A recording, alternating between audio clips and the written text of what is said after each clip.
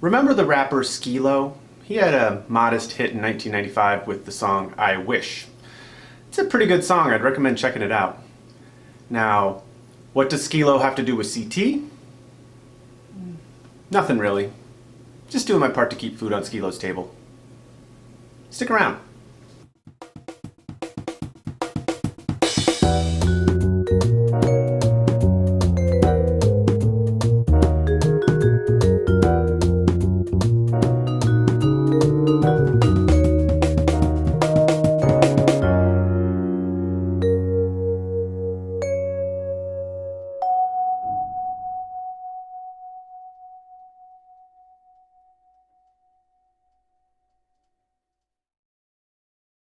I wish I was a little bit taller.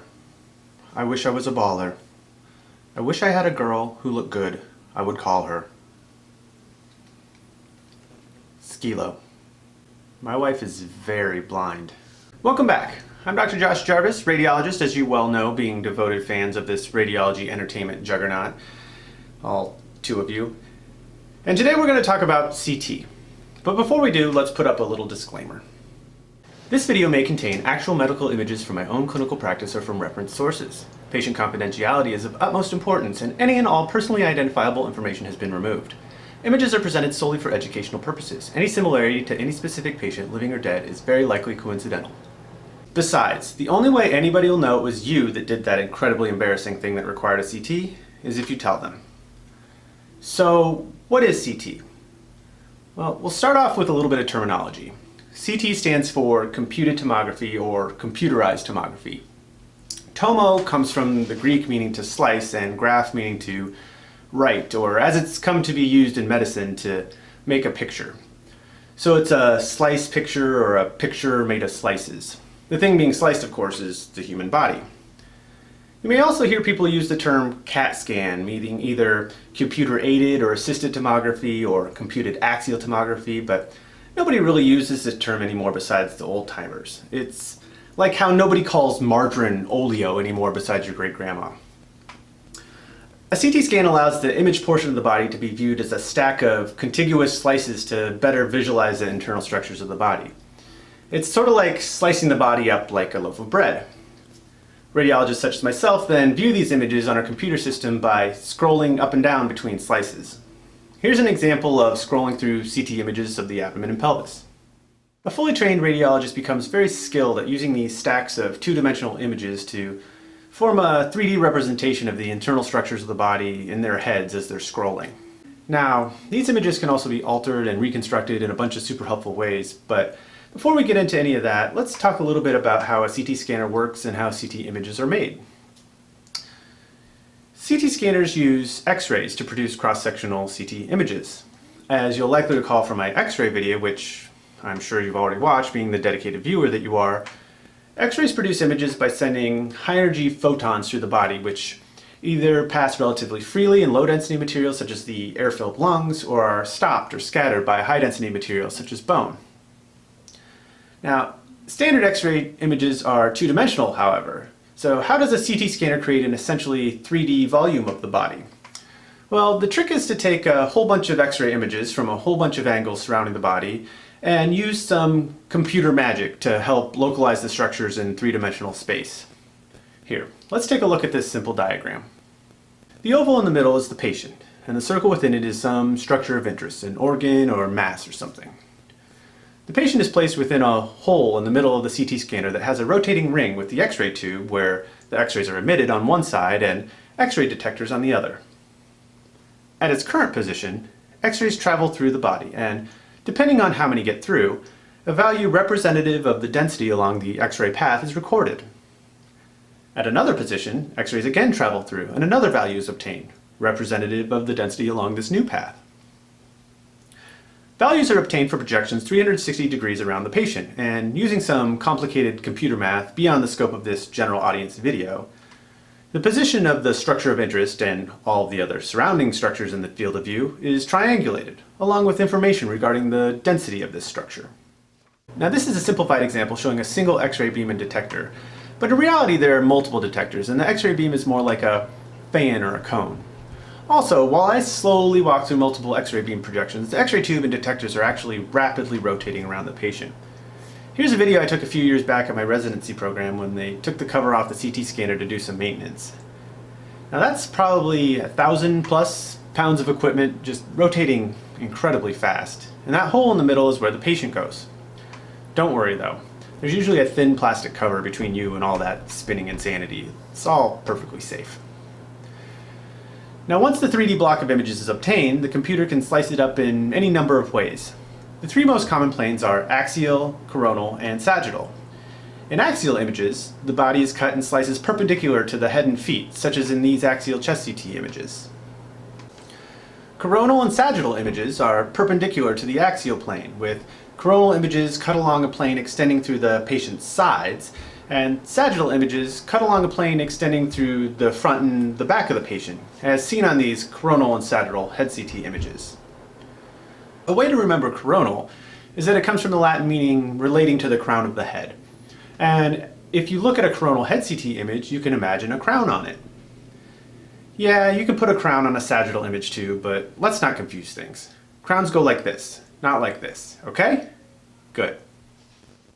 CT images can also be reconstructed in any number of oblique planes, and 3D images can also be created. Here are planar CT images of a patient who had a bad motorcycle accident with complicated leg fractures. And here are 3D reconstructions showing the bones, the muscles and deep soft tissues, and fair warning for those who might be a little squeamish for the next one, a 3D image of the skin's surface. You can also rotate and manipulate these images any way you want. So here's that last one as if you were standing at the foot of the table. Motorcycles are very dangerous.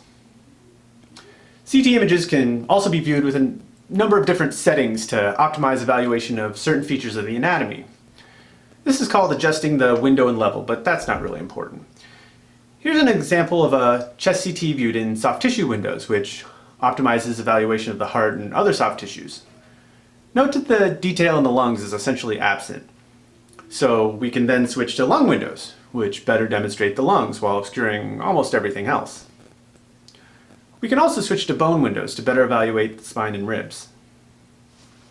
There are numerous other window and level settings as well, depending on what type of CT and what anatomy you wish to evaluate. And then there's contrast. This is material that is either injected, ingested, or otherwise placed inside the body to accentuate certain features of the anatomy. I'll do a dedicated video on contrast at a later date, but for now I wanted to at least mention IV contrast, which is the most common. Here's a chest CT without any contrast. Notice how the large vessels in the center are homogeneously gray. Now here's a CT of the chest with IV contrast, optimized for evaluation of the pulmonary arteries. You can see that the contrast flowing through the pulmonary arteries shows up whiter than the other soft tissue structures and vessels without contrast.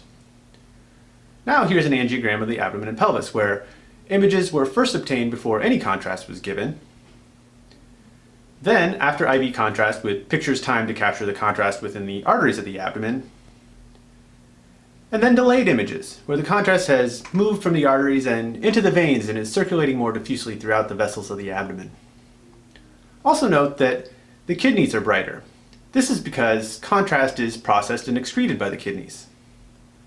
You can also see bright material within the bowel. This is oral contrast that the patient drank before the study.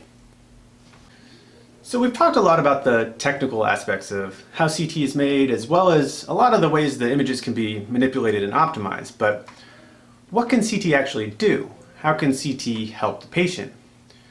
Well, the primary advantage of CT over X-ray is the ability to distinguish between structures of slightly different densities. We say that CT has superior contrast, here meaning contrast between different structures, not the contrast you give to the patient as we just discussed. Take a look at the soft tissues in this abdominal X-ray. You can sort of get an idea of where the liver is, and if you really squint, maybe the kidneys or the spleen. But they all sort of blend together as a relatively homogeneous mass of gray with scattered darker areas representing air within the bowel. Smaller organs, such as the pancreas or adrenal glands, are basically impossible to see, and forget about looking for any soft tissue abnormalities in the organs themselves. Compare that with this coronal CT of the abdomen and you can see the vast improvement in identifying one organ from another. The contrast between structures of different densities is orders of magnitude better. not only can you distinguish between the organs and the surrounding fat, but you can see the internal structures, such as the vessels, that you never would see on a standard X-ray. Here are CT images of a patient with acute appendicitis. The dilated and abnormal appendix is easily identified as a distinct structure, which a standard abdominal X-ray simply can't do. Another example of the superior contrast of CT is evaluation of the brain. In this skull X-ray, you basically can't see the brain at all, let alone evaluate for any abnormalities. On CT, you can better appreciate the different densities and the folds and creases in the brain. This can be incredibly helpful for evaluating for intracranial bleeding, which can be a serious medical emergency. You see, the skull is basically a rigid box with a set amount of space for the brain, vessels, and fluid. If you start filling some of this space with blood, the brain has less room and starts to get squished. And when the brain gets squished, it starts to die, which can lead to permanent disability or even death. So having a way to find out if you're bleeding in the head can be super important. In fact, when CT was first being developed, imaging of the brain was one of the first things to be pursued. So if you show up to the emergency room with a terrible headache, a CT can help determine whether you just have a bad migraine or a catastrophic brain hemorrhage. Here's an example. On the left, we have a normal head CT. And on the right is someone with a large amount of bleeding in their brain. The blood shows up whiter because it's denser than the surrounding brain. Another advantage of CT is spatial localization. Since CTs essentially create a three-dimensional block of whatever body part you're imaging, you can more precisely locate anatomic structures and abnormalities in a way that two-dimensional X-rays simply can't. Let's take kidney stones, for example. Calcium and other minerals can build up in the kidneys and form little calcified clumps or stones within the kidneys. These stones can become dislodged and travel into the ureter, which is the tube that carries the urine from the kidneys to the bladder. When one of these stones gets stuck in the ureter, it can be very painful, and if the stone is large enough to obstruct the flow of urine, it can lead to kidney damage and infections. Fortunately, the vast majority of these stones show up on X-ray and CT because of their density. Not so fortunately, there are lots of other small calcifications that can mimic urinary stones on plain X-ray, one of the most common being phleboliths. Now, phleboliths are small round calcifications that can develop within blood vessels, and they're extremely common within the vessels of the pelvis, particularly near where the ureter enters the bladder, which is a common place for stones to get stuck. So if you get a plain X-ray of the abdomen, it can be very difficult to determine what's a phlebolith and what's a potential ureteral stone. Here's an example of an abdominal X-ray, and as you can see, there are numerous calcifications in the pelvis, several of which could represent a urinary stone if the patient is having pain. Now, you can better localize things with X-ray by getting additional views perpendicular or oblique to one another. But even then, you couldn't be sure, since phleboliths can basically be anywhere, including right next to the ureter, which is a pretty small structure to begin with. So obviously, this is where CT can help. With CT, you can actually identify the ureter itself and follow it from the kidney to the bladder to look for obstructing stones. In addition, you can also see secondary signs of obstruction, including swelling of the ureter and kidney on the affected side, and inflammatory fat stranding and edema. Improved 3D localization can also be really helpful with fractures. A fracture in a bone is basically a crack, and if the pieces of bone on either side of this crack haven't moved significantly, like in a non-displaced fracture, it can be really hard to see on a two-dimensional X-ray unless the picture is taken precisely perpendicular to the fracture line. CT can show the fracture line no matter which way it goes. Here's an example of a knee fracture. The fracture of the tibial plateau is very subtle on this plain X-ray and could potentially be missed. CT demonstrates this fracture much more clearly. So CTs can be tremendously helpful and often are the next step when you see something weird on X-ray or think something's really wrong that the X-ray doesn't or can't show. But as with anything, CT also has its disadvantages. One of the main issues is radiation exposure. The radiation dose for a CT scan can be several hundred times that of an X-ray, which makes sense because you're basically taking many X-rays 360 degrees around the body times the length of whatever body part you're scanning. Also, spatial resolution, or the ability to identify and distinguish between tiny things, is not as good for CT as it can be for X-ray. But this is often more than made up for with the ability to precisely locate abnormalities in 3 dimensions. And lastly, CT is quite a bit more expensive than X-ray and has slightly more limited availability. While most hospitals have at least one CT scanner, it's less common for CT to be available in a community clinic setting. Clinic patients who need a CT generally will be referred to a local hospital or imaging center. So that's CT.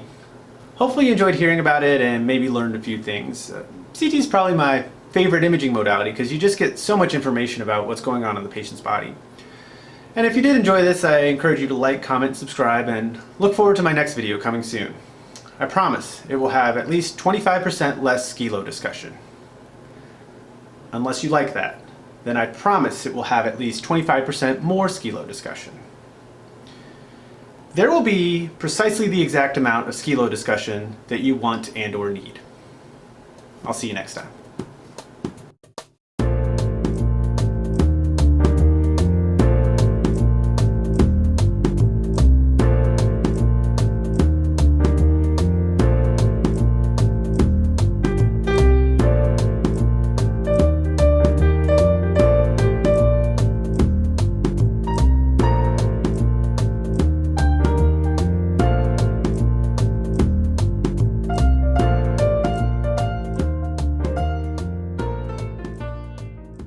Nobody ever knows they're going to be a one-hit wonder when it's happening. Skee-lo is probably thinking, this is it. This is the beginning of my short stature-based hip-hop empire.